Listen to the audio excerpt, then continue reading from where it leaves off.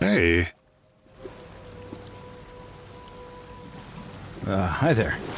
Gave me a bit of a fright. Thought I was in here alone. I'm Al. Al Worth? I came in here to find you. Well, here I am. I'm sorry, I didn't catch your name. I'm Arbitrary. I was hoping you'd know who I am. Funny you should ask. I was just reading an old tablet I found here. Well, trying. My Latin is kinda rusty, but the last entry mentioned someone with the same name. It described an event about 2,000 years ago. Someone with your name appeared in the city out of the shrine of Proserpina. Freed an imprisoned woman named Scintilla, who then murdered her captor, breaking some kind of ancient law. It said the attack caused golden statues to come alive, hunting down everyone in the city and turning them into gold. Apparently, the only person to survive was Scintilla, while the stranger disappeared in a flash of light. Actually, that was me. What? You're saying you were here 2,000 years ago? I'm not sure I understand. When I first arrived here in the present day, I found your corpse hanging from a noose. I'm sorry, come again? I still have the suicide note you carved into this tablet. Here. Let me see that. God, why does this writing look so familiar? I've spent a lifetime in this place going around and around in circles. This is disturbing, but I don't understand how I could have written it. It was written by a different version of you. I've changed the past and your fate. I'm not following. I helped Scintilla kill the man who opened a time portal and drew you back in time, preventing it from ever happening. So you're saying, because a man from 2,000 years ago is dead, he never created a time portal, so I never went through it, and that's why I don't remember any of this. Now you're getting it. I guess you saved my life then, as well as helping that poor woman to escape. That's a lot to take in. Enough talk. How about we get out of this place? Maybe we can escape through the same aqueduct Scintilla used, if we can find it. It's right here in this cistern. Follow me.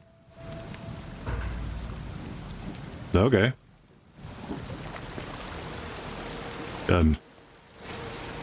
Okay.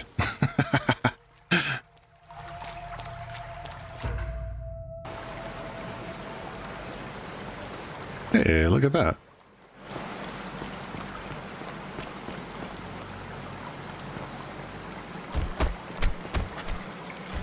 I'm gonna pause here for a moment and make sure nobody else has ever lured into this temple.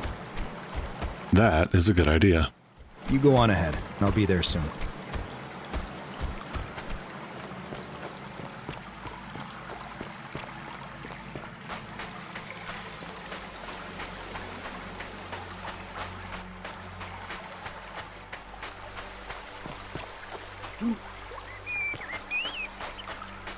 Hey. You're back! But you're alone. Does that mean you didn't find Al? I found him. He'll be here in a moment. Ah, what a relief. Thank you so much. I was beginning to think you'd both become trapped in there. Why don't you tell me what you discovered while we wait? Let's see. I discovered your real name is Charon, or was it Curdy? Ah, I see. I thought you might. Well, now you know. I suppose you have questions. Who are you, really? You can just call me Charon, if you like. I am sorry I was not completely honest with you when we first met. I do not enjoy deceiving people. Believe me, I do not. But I have learned, from 5,000 years of experience, that most people find comfort in familiarity, in gradual change, and coming to see the truth in their own time. It definitely makes for a fun game. What truth is that? That you died, of course. You were dead when I brought you here. My role, as the servant of the god of the underworld, has always been to assist the chosen to cross the threshold from the land of the living to the land of the dead. How did I die? Usually, when people do not remember how they died, It is because they suffered a terrible trauma. Most souls would rather not remember. Ask yourself honestly, do you really want to know? Absolutely. As you wish. You were murdered. You made a purchase in a marketplace, and the change you received was, by mistake, a single silver coin of ancient origin. You were seen inspecting it, and soon after, you were set upon by 2 thieves. The shopkeeper who had given you the coin saw the scuffle break out and leapt to your aid. You both fought bravely, but your assailants were armed, and you were not. There was nothing you or your ally could have done. He died instantly at the scene, and you followed a few hours later.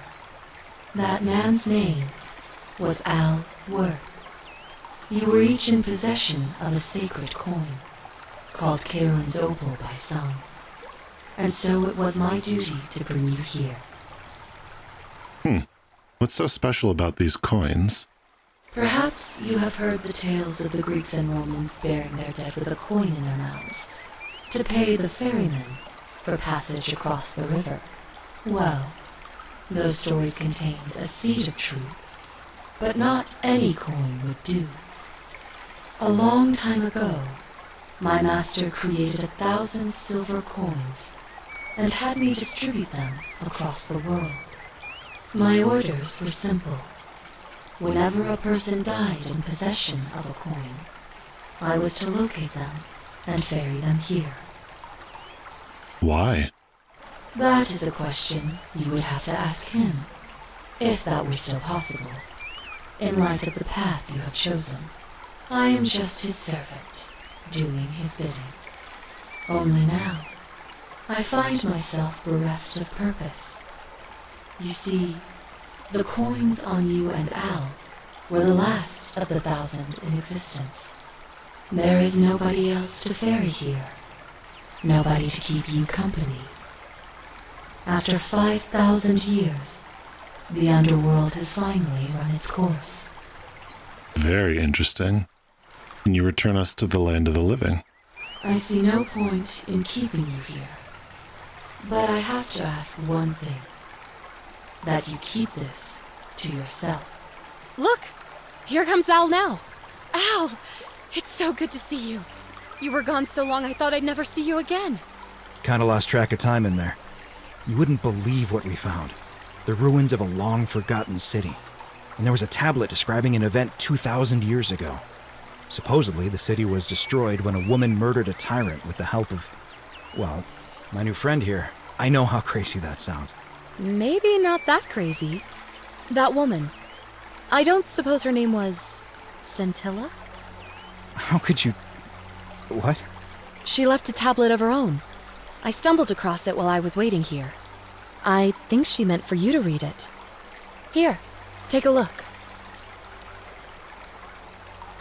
I don't know what became of you, or if you'll ever read this, but I want you to know that I will never forget you, or what you did for me. It pains me that so many dear friends were not so fortunate. Ulpius, Sentia, Lucretia, Horatius, Galerius, poor Dooley, and the others. But please understand, their blood is on my hands, not yours. I will live with the consequences of my actions, and all I can do is move forward, trying to show others the same compassion you showed me. I promise you that saving my life will not be for nothing. Scintilla. Sounds like you meant a lot to her. I'd love to hear your story, but first, you two look exhausted. Why don't you hop in my boat and rest while I ferry you back to civilization? Sounds good to me. And you? Are you ready to go home?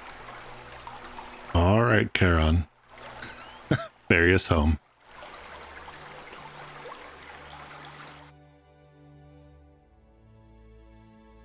I mean, obviously, I'm gonna get these other ones.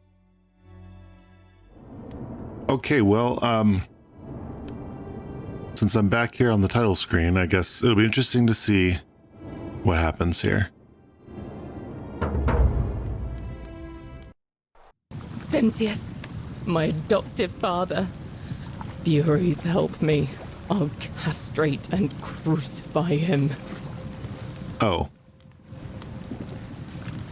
Well, wait. Oh. So it just took me back to my last save. Interesting. What will you do if I release you? I'm going to take that key from... Yeah. Okay. Sorry, but if I let you go, everyone else is gonna die. What? No! You can't just leave me here! How can you be so heartless? Let's see. It's too dangerous. Let me see if I can persuade Sentius to let us go.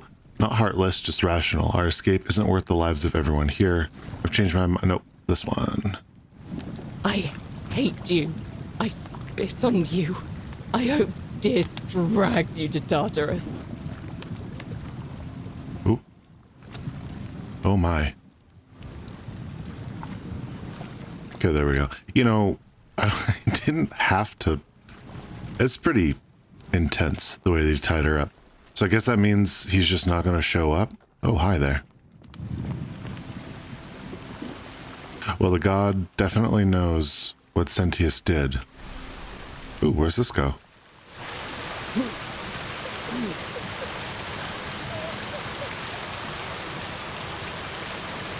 Probably to death, but I gotta know. Ooh. Oh.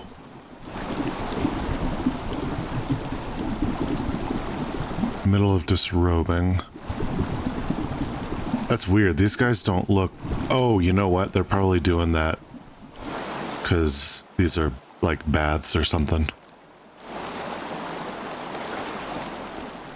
Oh, interesting. Well, here, so we can get out. So I was gonna say the next thing I was gonna do was the... Oh. Oh. There we go. Okay. Yeah, so I was gonna say the next thing I was gonna do was the plaques. Okay. So I think another ending is actually finding her. Unless it's talking about Scintilla. Because that one phrase, she weeps where the water flows, definitely applies to Scintilla. Oh. Where's this go? What now? Oh. I have a message for Malleolus. Yeah? Who's it from? The Emperor. He knows Malleolus's real name is Quinctius, thanks to Claudia, and demands he withdraw from the election and release Oppius and Iulia immediately. Okay.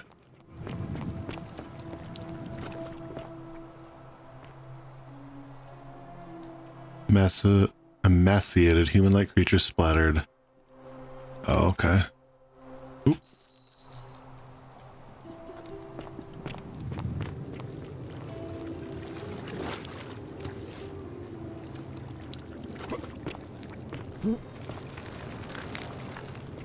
Oop. I wonder if I'm gonna be... Oh. I wonder if I'm going to be able to get back into the palace, because I really want to get back into the palace and find out where those, what do you call it? Those plants went to that I initially thought was the cisterns.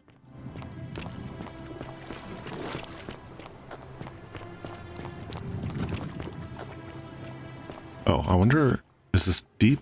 No. Okay, okay, well, actually, I'm going to go back up and see if there's anything that I missed around Scintilla. Oh. Little glitch there. And actually, let's see. Yeah, so that was all that was there. Oh. Didn't I,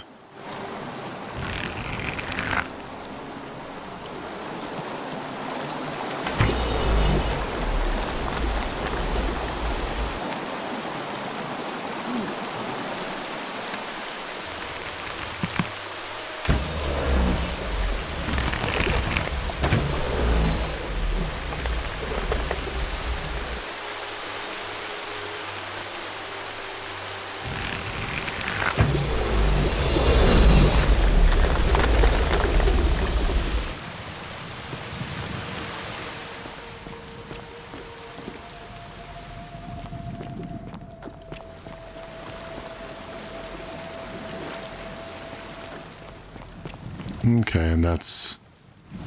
Okay.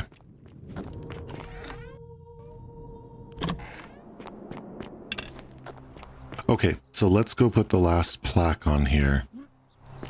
And, see what we can do.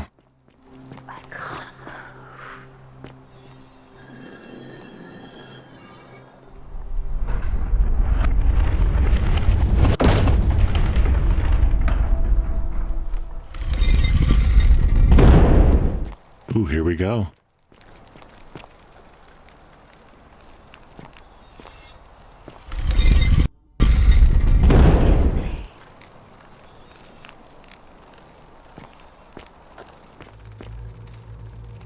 Hades, Lord of Many, grant me an audience. Oh. Negral the Fierce One, grant me an audience. Osiris, Pluto. I'm going to go with the old one.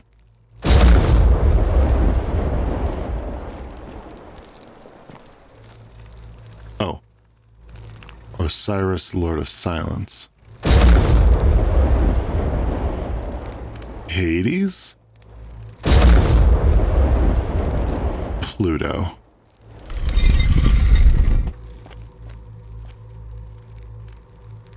This feels bigger on the inside. Oh. Are we going back in time or something? Yeah. Okay, now Hades. Oh, this is kind of cool.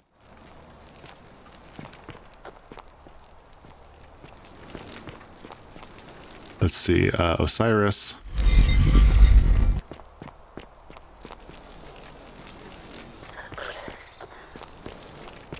And now Negral. Oh. Oh my.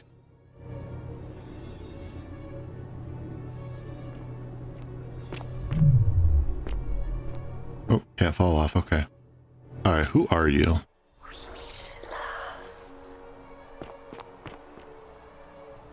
And here you are. Allow me to introduce myself. As you have already gathered, I've been known by many names. Nergal to the Sumerians, Osiris to the Egyptians, Hades to the Greeks, and Pluto to the Romans. But the one constant through it all has been my title, God of the Underworld. And I've been watching you with curiosity, mortal, ever since your arrival. You're unlike the others, aren't you? And what is more, you carry a weapon that was never intended for mortals to wield, and you do it so brazenly. But there will be time for your reckoning later.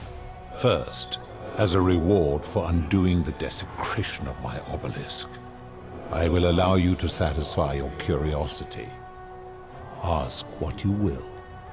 Cool. What's your story? My story is many thousands of years long. You will need to be more specific. What do you wish to know? Okay. You're a god? It is a matter of perspective. God is a label I was given by you mortals, not one I gave myself. Your ancestors revered me because to them, my knowledge and technology made me incomprehensibly powerful, just as you might seem so to an insect. But despite all that, there are rules even I must obey. Interesting. Why do you look and sound like a man? My kin and I all adopted this form long ago, so that we might better understand and communicate with your kind. In time, we grew fond of the sensory delights it affords: desire, joy, ecstasy, even rage and sorrow, while an acquired taste can be addictive. Okay. May I see your true form? No. Long ago I swore to Proserpina that I would remain in this form for as long as we remained among your kind. I must honor that. Okay. Who's the woman on your left?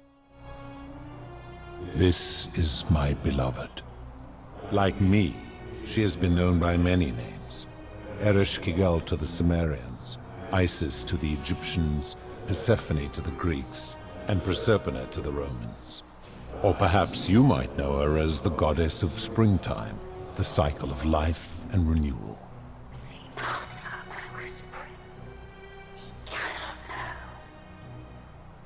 Your gaze lingers too long. Let's see, who's that on your right? That is my servant.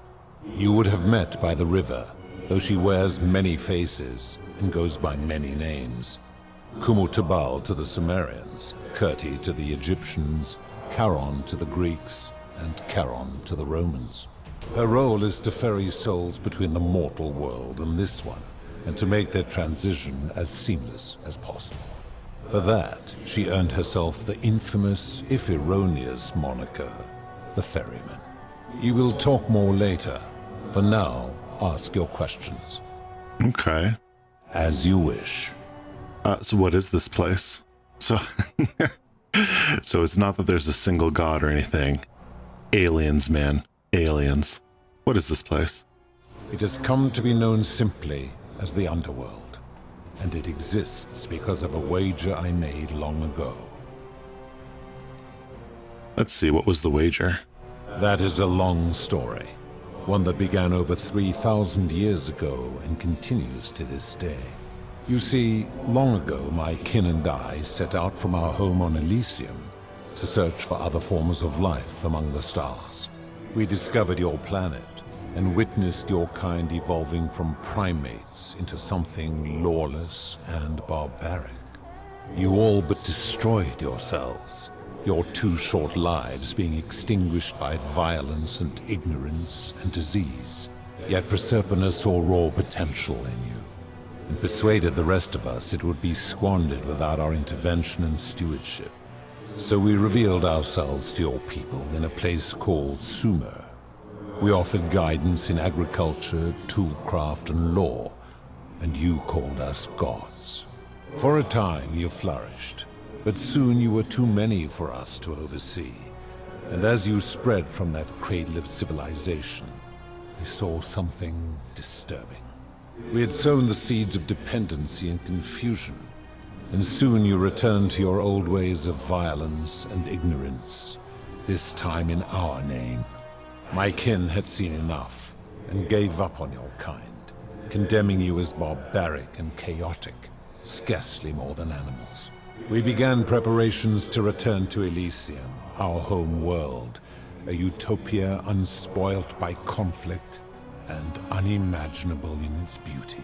But my Proserpina could not bear to abandon your kind without guidance, and knowing it would force the rest of us to leave her behind, she made an extraordinary sacrifice.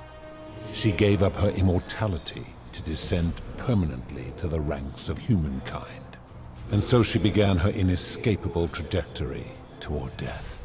Horrified, I acted swiftly. I placed her in suspended animation in a deep frozen sleep to prevent age and sickness from claiming her.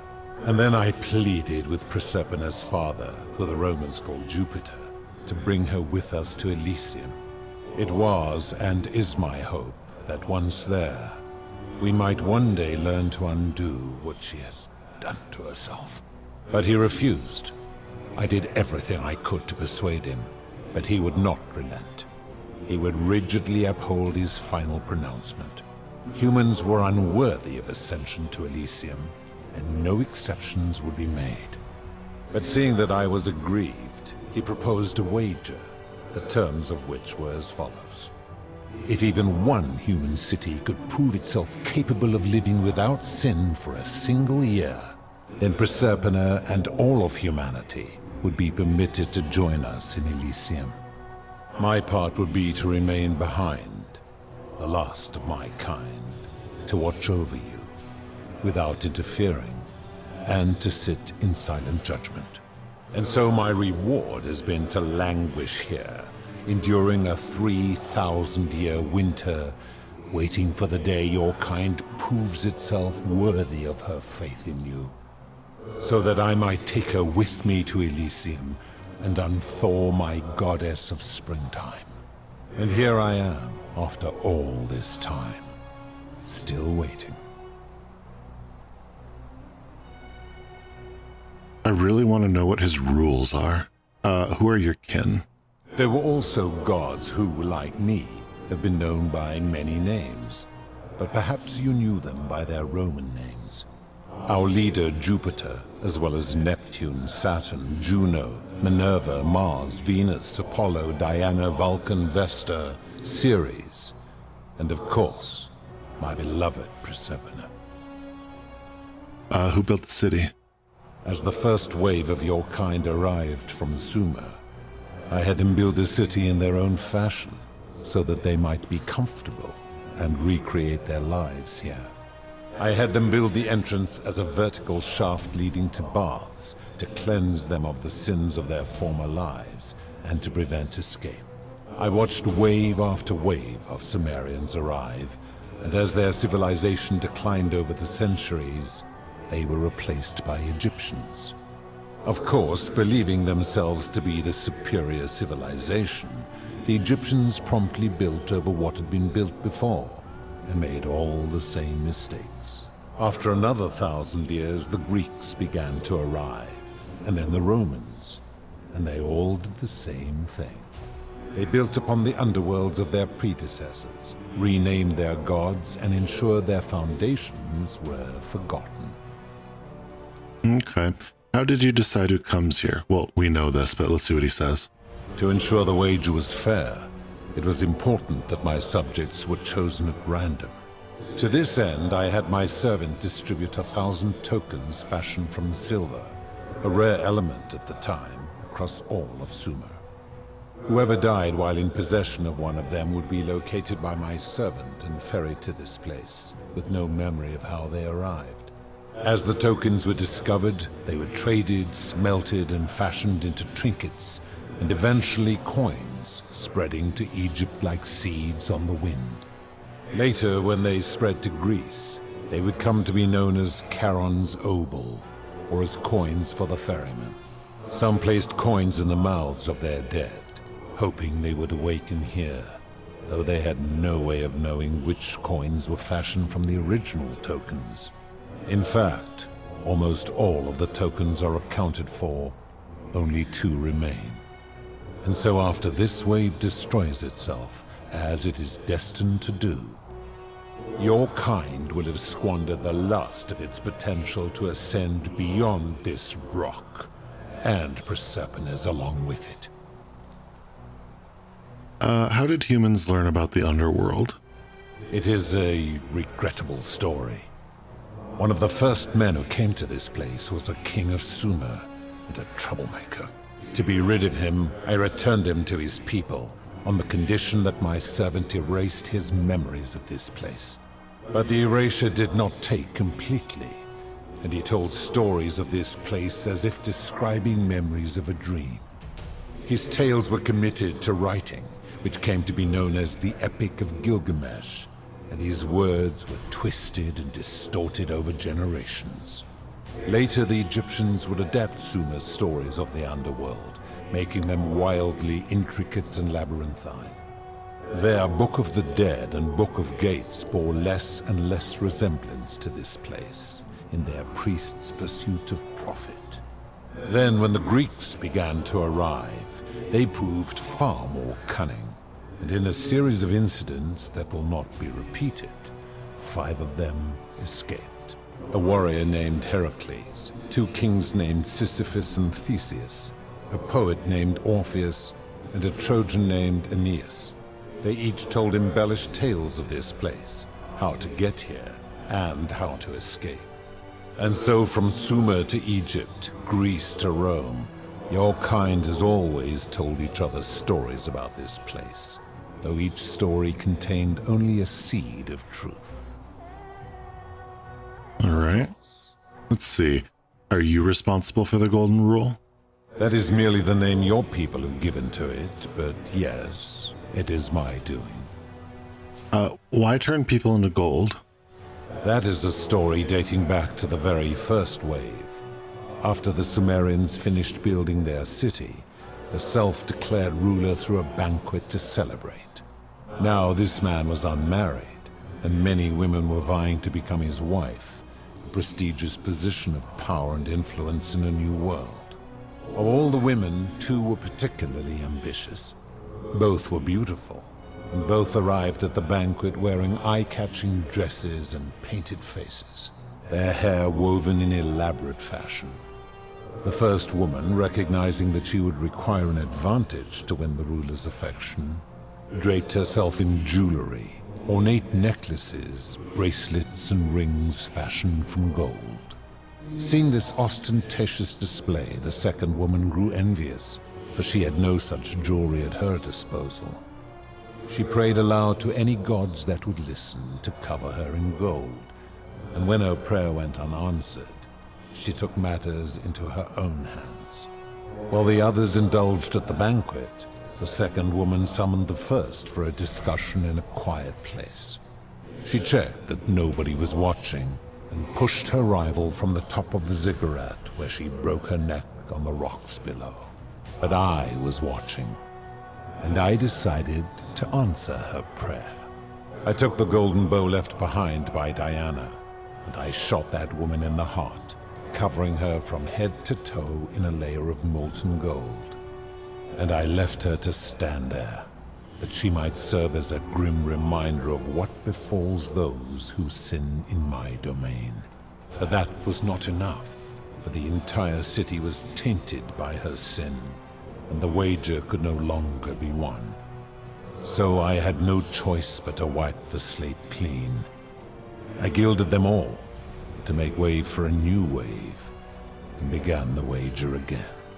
And to this day, each of them, and all who came after, line the halls of this city, inanimate but conscious, suspended in time with only their sight and hearing preserved, so they may bear witness to and lament the folly of your kind for eternity, as silent golden sentinels.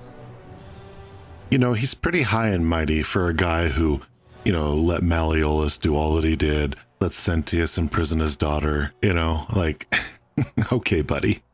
Let's see, so you're responsible for destroying all these lives.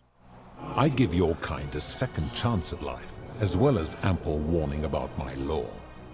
And when you disobey, and you always disobey, you force my hand, bringing terrible suffering upon yourselves. And so you ask if I am the one destroying your lives. And I say, no, you destroy yourselves. I am merely the means by which you do it.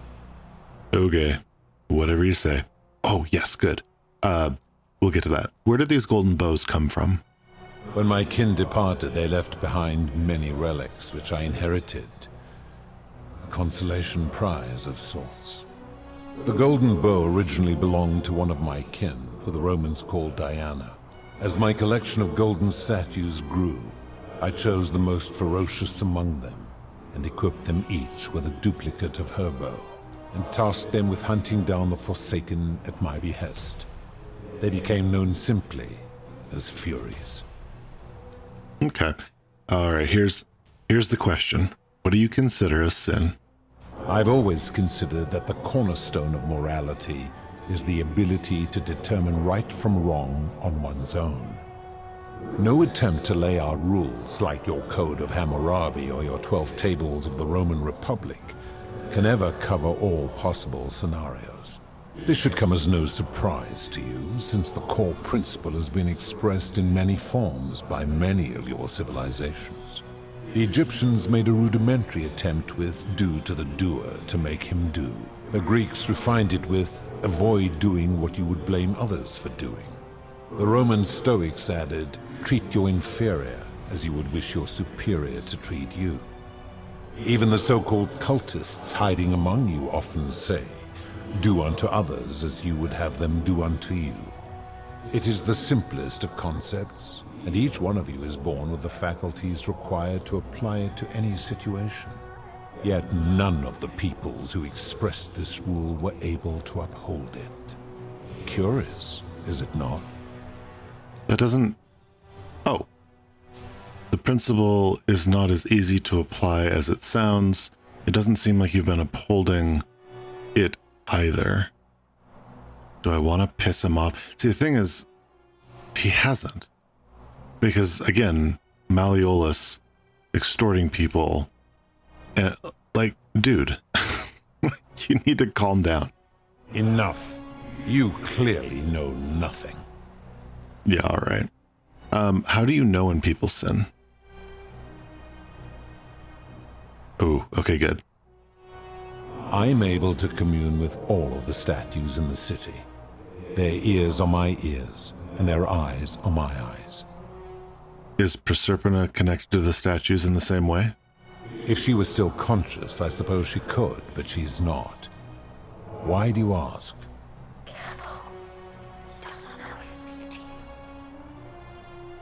No reason. Then what an odd question. I've seen some terrible things here that you didn't consider a sin. How could you let them happen? Do you plan to speak in sweeping generalizations, or are you going to give me an example? Let's see. Price gouging for life-saving medicine. The merchant. How is that inconsistent with the rule I've outlined? He wouldn't want someone else to demand an outrageous price for the medicine he needed if he was dying. I disagree.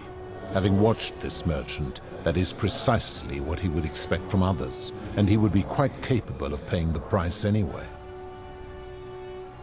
Huh. Very interesting. You can't know what he would expect. You're just speculating. I want to say this because I want to see... I don't think he can read minds or anything. I'm interested in like what his powers are. Applying this rule always requires speculation to some degree. It requires us to ask what another person would want if they found themselves in another situation. Doesn't that make it inherently subjective and unreliable? Finally, I get to argue the way I want to. Not if we're wise enough to know the mind of man. And you think you know the minds of other people? Supposing you're right, then my law has been broken, and I should turn you all to gold immediately. Is that what you want? I'm right and you know it. Then your desire to be right outweighs your desire to survive. You will make a fine statue.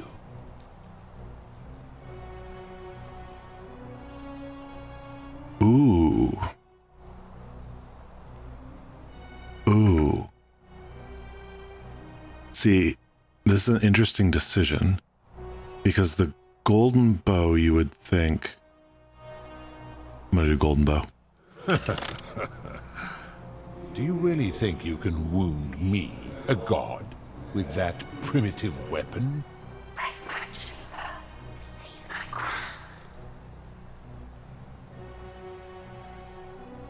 Let's find out, shall we? Pathetic. The many shall suffer for the sins of the one.